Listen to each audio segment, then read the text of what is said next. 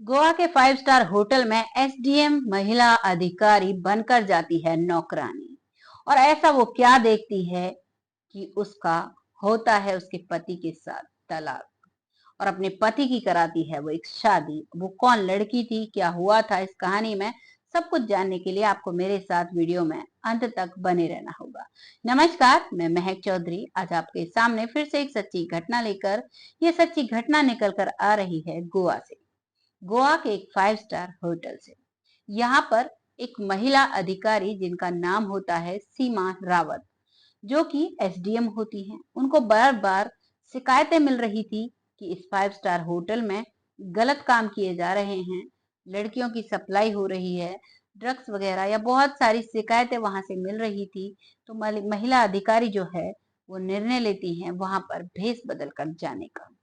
साथ ही साथ वो अपने घर में जब जाती थी तो जो उसका पति था, जिनका नाम था देवेंद्र रावत, वो भी उन्हें ज्यादा भाव नहीं देता था, कहने को उनका साथ नहीं देता था जैसे पति पत्नी रहते हैं। क्योंकि वो खुद भी एक सरकारी कर्मचारी था, उसे भी घमंड था। दो उनके प्यारे प्यारे बच्चे थे। वो साथ तो रहते हैं लेकिन वो पति जो है देवेंद्र रावत, वो अपनी पत्नी का साथ नहीं देता था। पत्नी अपने बच्चों को संभालती थी और खुश रहती थी, काफी कोशिश करती थी कि वो अपने पति के साथ टाइम बिता सके, उन्हें खुश रख सके, लेकिन वो कभी भी खुश नहीं होता था। पति की भी बार बार उसे शिकायतें मिलती थी, उसे महसूस होता था कि वो गलत अलग लड़कियों से बात करता है, लेकिन वो उनके मामले में कुछ नहीं कहना चाहती थी क्योंकि उसके सामने उसके 2 बच्चे थे। इसी वजह से वो चुप रहती है। लेकिन अब उसके सामने उसका फर्ज आ चुका था, क्योंकि कहते हैं जो पुलिस वाले होते हैं, जब अपनी ड्यूटी को ईमानदारी से करते हैं तो वो अपने फर्ज के आगे अपने कोई भी रिश्ते को नहीं देखता है। वैसा ही सीमा रावत के साथ होता है।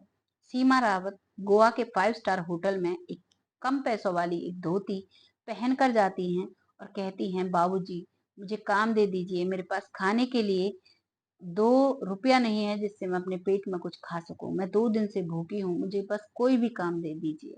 चाहे तो आप बर्तन साफ करने का ही काम दे दीजिए या वेटर का काम दे दीजिए। तो जो मैनेजर साहब हैं वो कहते हैं कि तुम तो दिखने में भी अच्छी हो, तुम मेरे होटल में एक वेटर की पोस्ट खाली है, तुम चाहो तो वो काम कर सकती हो, और ज्यादा पैसे चाहिए तो तुम साथ के साथ होटल में बर्तन भी साफ कर सकती हो, थोड़ी बहुत क्लीनिंग वगैरह भी कर सकती हो।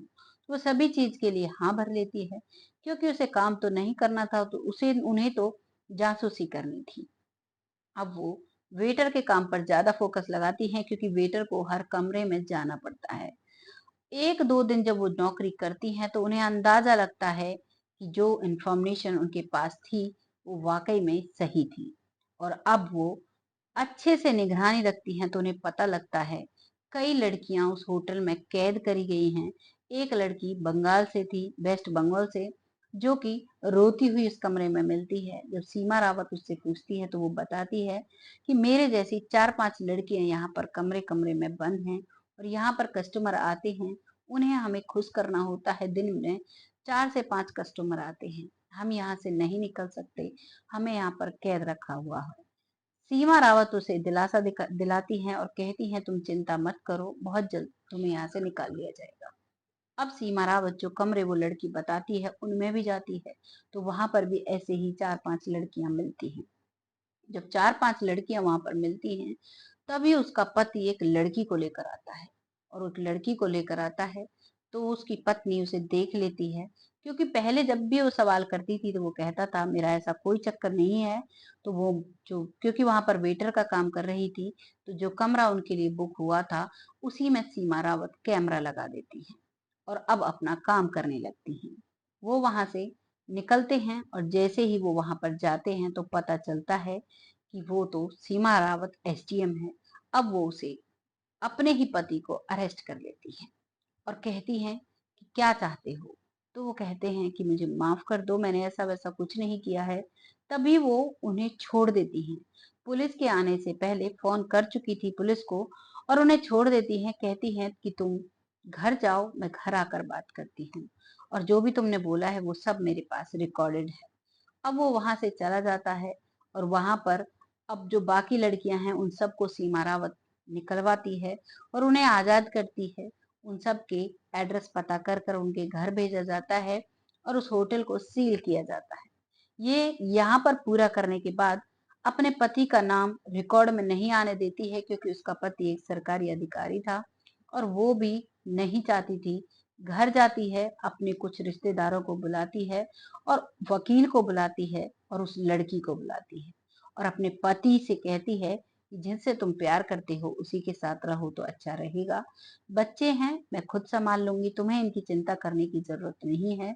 और वो पति मना भी करता है देवेंद्र रावत, लेकिन उसकी शादी उस लड़की से करा दी जाती है वहीं पर, और वहीं पर उससे तलाक लिया जाता है और सीमा रावत अपने बच्चों के साथ अभी खुशहाल जिंदगी बिता रही हैं।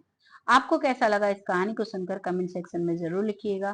क्या सीमा रावत ने अच्छा किया अपने पति की शादी कराकर, या फिर गलत किया अपने बच्चों के सर से पिता का साया उठाकर? जो भी आपको लगा है कमेंट सेक्शन में जरूर लिखिएगा।